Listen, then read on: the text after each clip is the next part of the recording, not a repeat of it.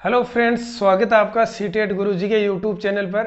और आज की इस करंट अफेयर्स की सीरीज में हम आपके लिए लेकर आए एक बेहतरीन सीरीज जो जीके क्वेश्चंस हैं, करंट अफेयर्स हैं, उनकी वन लाइन करंट अफेयर्स के आपको क्वेश्चंस बताएंगे। बहुत ही इंपॉर्टेंट क्वेश्चन है इस बार। आई होप कि आपको पीछे के जो वीडियो है वो पसंद आए होंगे। आप हमारे चैनल को लाइक, शेयर और सब्सक्राइब साथ साथ में करते रहेंगे, क्योंकि सब्सक्राइब करोगे तभी हम आगे बढ़ेंगे, आपको और भी अच्छे अच्छे क्वेश्चंस उपलब्ध करवाएंगे। तो आज की इस करंट अफेयर्स की सीरीज में हम शुरुआत करते हैं। सबसे पहले राजस्थान के मुख्य न्यायाधीश अभी अभी चेंज हुए हैं। मुख्य न्यायाधीश कौन हुए हैं? अकील अब्दुल हामिद कुरैशी। अभी 12 अक्टूबर 2021 को इन्होंने क्या है, शपथ ली है। राज्यपाल कलराज मिश्र ने इन्हें शपथ दिलवाई है और ये राजस्थान के 38वें मुख्य न्यायाधीश के रूप में नियुक्त हुए हैं। कौन? अकील अब्दुल हामिद कुरैशी। देश का पहला एयरपोर्ट जिस पर पूर्ण रूप से निजी अधिकार हो गया है, निजी अधिकार यानी पूरा प्राइवेट इसको कर दिया गया है। और अडानी ग्रुप जो है उन्होंने इस एयरपोर्ट को लिया। और ये एयरपोर्ट कौन सा है? जयपुर एयरपोर्ट। कौन सा है? जयपुर एयरपोर्ट है। इसको क्या है, पूरा निजी अधिकार में हो गया है। किस ग्रुप में? अडानी ग्रुप। इसको जो अडानी ग्रुप ने लिया है। फिर है गति शक्ति योजना। गति शक्ति योजना। गति शक्ति योजना कब शुरू की गई? गति शक्ति योजना शुरू की गई 13 अक्टूबर 2021 को। और इसको लॉन्च किसने किया? लॉन्च किसने किया? लॉन्च किया पीएम मोदी ने। किसने? प्रधानमंत्री मोदी जी ने।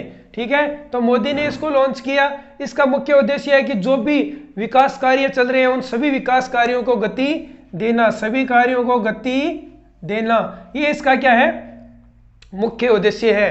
अब हाल ही में हुआ है IPL 14। ये इसमें बहुत इंपॉर्टेंट क्वेश्चन बन रहे हैं, ये आप ध्यान रखना। जो IPL जो 14 है, इसका फाइनल मैच किसके बीच में खेला गया? तो फाइनल मैच खेला गया चेन्नई सुपर किंग्स और कोलकाता नाइट राइडर्स के बीच में। किसके?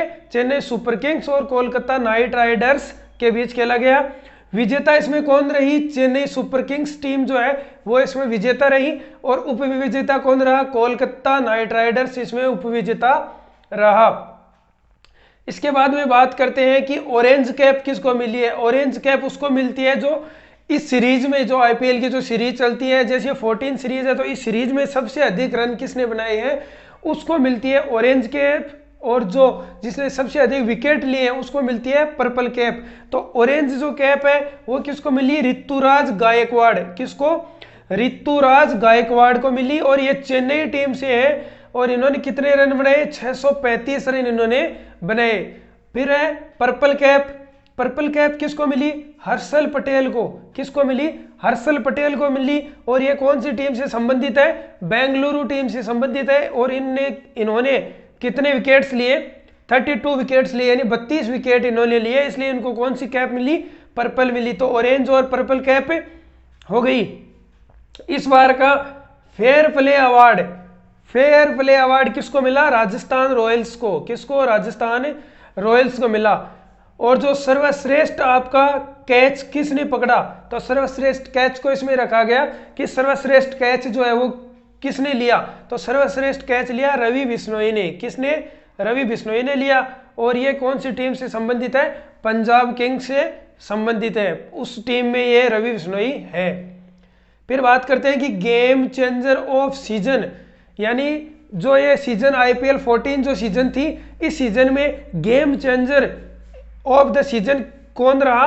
हर्षल पटेल रहा। हर्षल पटेल कौन सी टीम से है? बेंगलुरु टीम से संबंधित है। या आपने पर्पल कैप इन्हीं को मिली है। फिर है इमर्जिंग प्लेयर ऑफ सीजन। क्या है? इमर्जिंग प्लेयर ऑफ सीजन किसको मिला? ऋतुराज गायकवाड़। ऋतुराज गायकवाड़ जो ऊपर आपका दिया हुआ था ना ऑरेंज कैप वाले, ये है ऋतुराज गायकवाड़। तो emerging player of season Ruturaj Gaikwad को मिला। आगे इसमें क्वेश्चन है, जो टोक्यो में जो पैरा ओलंपिक हुआ था उसमें राजस्थान ने कितने स्वर्ण पदक, कितने कांस्य पदक, कितने रजत पदक जीते? इनके बारे में अगला क्वेश्चन है। तो सबसे पहले ये कब से हुआ? 24 अगस्त 2021 से 5 सितंबर 2021 तक चला टोक्यो में पैरालंपिक। इसमें पदक विजेता की हम बात करें अगर राजस्थान में, कहाँ पे बात करें? राजस्थान की बात करें तो राजस्थान की बात करें तो अवनी लेखरा है। इन्होंने R2 10 मीटर राइफल, कितने metre? 10 metre rifle standing SH1 में गोल्ड मेडल जीता था, ठीक है, गोल्ड मेडल जीता। और R8 50 मीटर राइफल 3 पोजीशन, इसमें SH1 में कांस्य पदक जीता था। तो अवनी लेखरा जो है इसने टोटल कितने 2 पदक जीते। कितने पदक जीते? 2 पदक जीते, एक गोल्ड पदक जीता, एक कांस्य पदक जीता।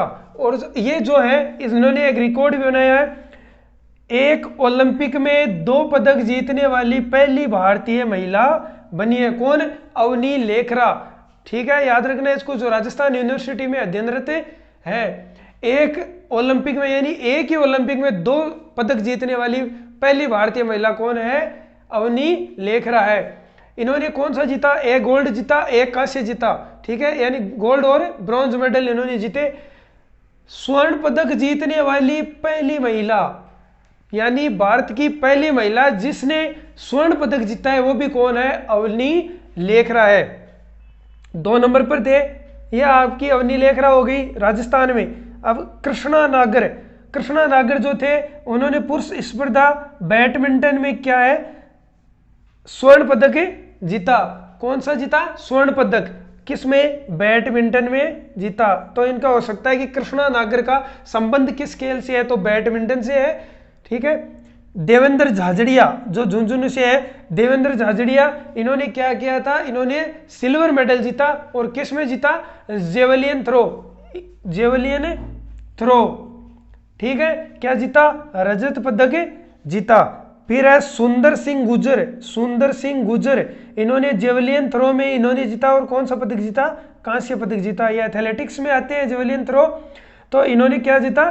कांस्य पदक जीता। तो ये हो गई कि अवनी लेखरा 2 पदक जीते, एक गोल्ड जीता, एक इसके साथ में ब्रॉन्ज मेडल जीता। भारत की पहली महिला जिन्हें एक ही ओलंपिक में 2 पदक जीते, और पहली महिला जिसने स्वर्ण पदक जीता, ये कौन? अवनी लेखरा। कृष्णा नागर स्वर्ण पदक जीता किसमें? बैडमिंटन में। और देवेंद्र झाझड़िया जेवलियन थ्रो में रजत पदक जीता। और सुंदर सिंह गुजर इन्होंने जेवलिन थ्रो में ब्रॉन्ज मेडल जीता। अब ये जीत गए, राजस्थान में ये आए, तो राजस्थान वालों ने, राजस्थान जो गवर्नमेंट है, राजस्थान गवर्नमेंट ने इनको क्या ऑफर दिया, क्या इनको गिफ्ट दिए, क्या घोषणाएं इनके बारे में की, उसकी बात करते हैं। तो राजस्थान ने इनको क्या दिया? किसको? जिन्होंने जो पदक जीते हैं, स्वर्ण पदक जिसने जीता है उसको राजस्थान सरकार ने 3 करोड़ देने की घोषणा की है। और रजत पदक जीता है उसको 2 करोड़ की, और कांस्य पदक जीता है उसको 1 करोड़ रुपए देने की घोषणा की है। तो ऐसे हम माने तो अवनी लेखरा ने 1 गोल्ड जीता 3 करोड़ रुपए, 1 कांस्य पदक यानी ब्रॉन्ज जीता 1 करोड़ रुपए, तो टोटल उसको कितने करोड़ रुपए मिल गए?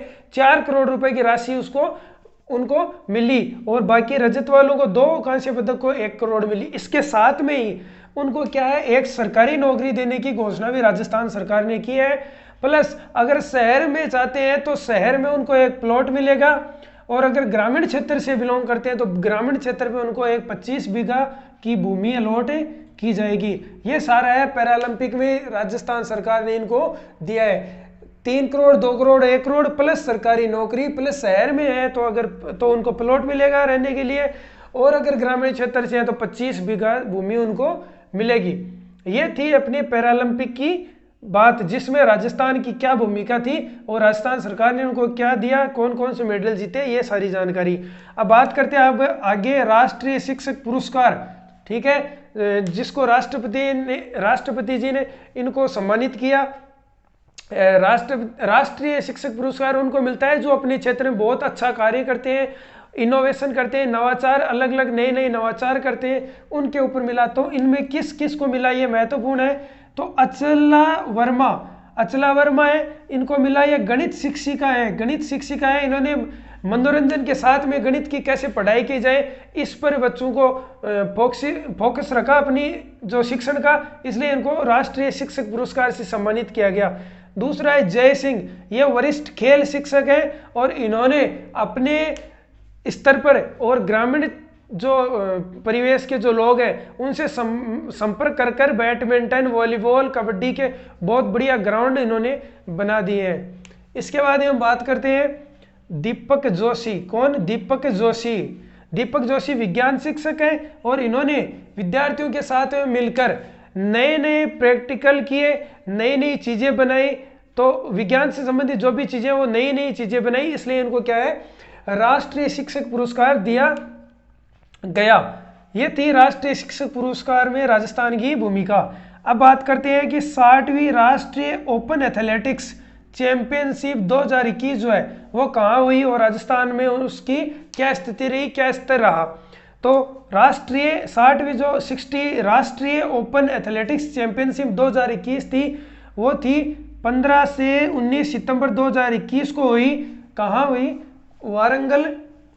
वारंगल तेलंगाना भी पड़ता है और उसके हनामकोंडा जो जगह है वहाँ पे जवाहरलाल नेहरू स्टेडियम है, वहाँ पर क्या हुआ, ये ओपन एथलेटिक्स चैंपियनशिप हुई।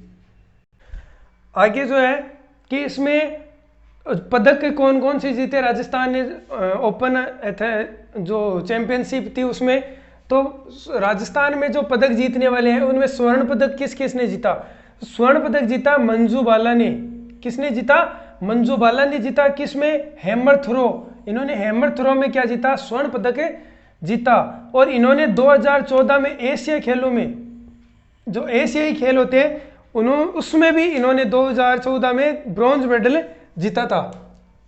ये बात हो गई इसकी। फिर है सोनल सुखवाल। सोनल सुखवाल है, इन्होंने भी पैदल चाल में 20 किलोमीटर की जो पैदल चाल थी उस पैदल चाल में इन्होंने क्या जीता? स्वर्ण पदक राजस्थान को दिया। ये पैदल चाल में थे। फिर है यमनदीप शर्मा, इन्होंने डेकाथलॉन में क्या किया? स्वर्ण पदक जीता। तो स्वर्ण पदक कितने हो गए कुल मिलाकर? 3 हो गए। एक तो मंजू बाला ने हैमर थ्रो में, सोनल सुखवाल 20 किलोमीटर पैदल चाल और यमनदीप शर्मा डेकाथलॉन। ठीक है, यह आपके स्वर्ण पदक की बात होगी। बात करते हैं हम रजत पदक की। तो रजत पदक जो है वो है सोनल सुखवाल ने। सोनल सुखवाल ने गोल्ड भी जीता 20 किलोमीटर पैदल चाल में, और इन्होंने जो रजत पदक है, जो सिल्वर मेडल, वो 35 किलोमीटर पैदल चाल में सिल्वर मेडल इन्होंने जीता। तो याद रखना 20 किलोमीटर में क्या जीता? गोल्ड, और 35 किलोमीटर में सिल्वर। कंफ्यूज मत होना, क्लियर है। ब्रॉन्ज मेडल की बात करते हैं, कांस्य पदक ये जीता वनम शर्मा ने। किसने जीता? वनम शर्मा ने। और किस में जीता? किस खेल में? शॉर्ट पुट में जीता। किसमें? Short put. ये हो गई बात। अब बात करते हैं इसके अलावा जो अपना जो उत्तर पश्चिम रेलवे है, जो जयपुर मंडल है, उस जयपुर मंडल की जो शर्मिला जो है, शर्मिला ने क्या जीता? कांस्य पदक जीता। किसमें? जेवलियन थ्रो में कांस्य पदक जीता। जेवलियन थ्रो में किसने? उत्तर पश्चिम मंडल की, उत्तर पश्चिम रेलवे की जयपुर मंडल की जो शर्मिला है उसने जीता। तो ये बात हो गई। ये बात थी अपने ओपन जो चैंपियनशिप थी उसकी 60वीं की, जो तेलंगाना में हुई। अब इसके बाद में एक काव्य ग्रंथ लिखा गया, उस काव्य ग्रंथ की बात कर लेते हैं। लेटेस्ट है इसलिए आ सकता है क्वेश्चन राजस्थान के एग्जाम्स में विशेष तौर से। विचारों के द्वंद्व है, ये ग्रंथ का नाम है। क्या है? विचारों के द्वंद्व है। और विचारों के द्वंद्व जो है वो किसका है? काव्य किसका है? वो काव्य है सुनील माथुर का। किसका? सुनील माथुर का। इन्होंने ये काव्य लिखा है और इसका क्या नाम है? विचारों के द्वंद्व है। इसका विमोचन कब हुआ और किसने किया? इसका विमोचन किया विधानसभा अध्यक्ष जो है राजस्थान के, सीपी जोशी, उन्होंने इसका विमोचन किया। और विमोचन कब हुआ इसका विमोचन हुआ 15 सितंबर 2021 को।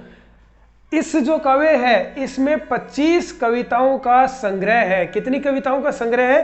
25 कविताओं का क्या है इसमें? संग्रह है। तो ये बात हो गई अपने जो है विचारों के द्वंद्व है जो काव्य है उसकी। तो इसमें जो विधानसभा अध्यक्ष है इन्होंने इसका विमोचन किया 15 सितंबर 2021 को इसका विमोचन हुआ। 15 कविताओं का ये सार है और किसके है? सुनील माथुर साहब की ये काव्य है। फिर है इम्पैक्ट पोर्टल। एक राजस्थान सरकार ने एक पोर्टल बनाया जिसका क्या नाम दिया गया? इम्पैक्ट पोर्टल बनाया गया। अब इम्पैक्ट पोर्टल क्या है? इम्पैक्ट पोर्टल के अंतर्गत अब क्या होगा कि जैसे जो सोनोग्राफी मशीनें हैं उन सोनोग्राफी मशीनों का ऑनलाइन रजिस्ट्रेशन होगा। जैसे कोई भी निर्यातक है, कोई भी खरीददाता उसका है, तो जो खरीदेगा उसका ऑनलाइन रजिस्ट्रेशन होगा, और ऑनलाइन रजिस्ट्रेशन होने की वजह से आसानी से उस मशीन को ट्रैक किया जा सकता है कि कहाँ पे वो मशीन लगी हुई है, क्या कार्य उसका हो रहा है, सारी जानकारी जो है वो इसको ट्रैक कर सकते हैं। तो ये इम्पैक्ट पोर्टल बनाया गया था। कब बनाया गया इम्पैक्ट पोर्टल? ये बनाया गया 25 सितंबर को। कब? 25 सितंबर को ये बनाया गया। अब इससे क्या होगा, जैसे कन्या जो भ्रूण में ही जो है लड़की लड़के की लिंग की पहचान होती है, तो अब वो चोरी छुपे कई लोग अब भी कर रहे हैं, जिसको गैर कानूनी घोषित कर दिया है फिर भी कर रहे हैं। तो ऐसी मशीनों की जो है ट्रैक हो जाएंगी, तो उसमें पता चल जाएगा कि कौन सी मशीनें क्या कार्य कर रही है। तो अब जो आगे जो भी है वो इस प्रकार की घटनाएं नहीं होंगी, इसलिए ये पोर्टल बनाया गया जिसका नाम है इम्पैक्ट पोर्टल। तो याद रखना ये इंपॉर्टेंट है, इस टाइम बहुत वेरी इंपॉर्टेंट है, स्टार लाइन लगा के लिख सकते हो। और एक ये काव्य है जो विचारों के द्वंद्व जो काव्य है, इसको भी स्टार लाइन आप लगा लो। फिर है एक राजस्थान कॉलिंग, एक वर्चुअल रोड शो आयोजित किया गया। ठीक है, इसको थोड़ा सा ऐसे ध्यान रखना किसने आयोजित किया गया। तो राजस्थान कॉलिंग एक वर्चुअल, ये क्या है, एक वर्चुअल रोड शो है। क्या है? एक वर्चुअल रोड शो है। और इस रोड शो का आयोजन किसने किया? आयोजन किया इसका राजस्थान टूरिज्म और फिक्की राजस्थान स्टेट काउंसिल द्वारा इसकी जो है आयोजन किया गया। और आयोजन कब हुआ? इसका आयोजन हुआ 24 सितंबर 2021 को। कब हुआ? 24 दिसंबर 2021 को। तो ये थी अपनी आज की करंट अफेयर्स की इंपॉर्टेंट सीरीज। आई होप कि ये सारे क्वेश्चन आपको आगे आने वाले एग्जामों में देखने को मिलेंगे। और इसी के साथ में आज का वीडियो है वो यहीं पे एंड करते हैं। तब तक के लिए आपको आप जो है तब तक शेयर, लाइक और सब्सक्राइब ज़रूर कीजिए। और थैंक यू। जय हिंद, वंदे मातरम। पढ़ते रहिए, खुश रहिए। Thank you.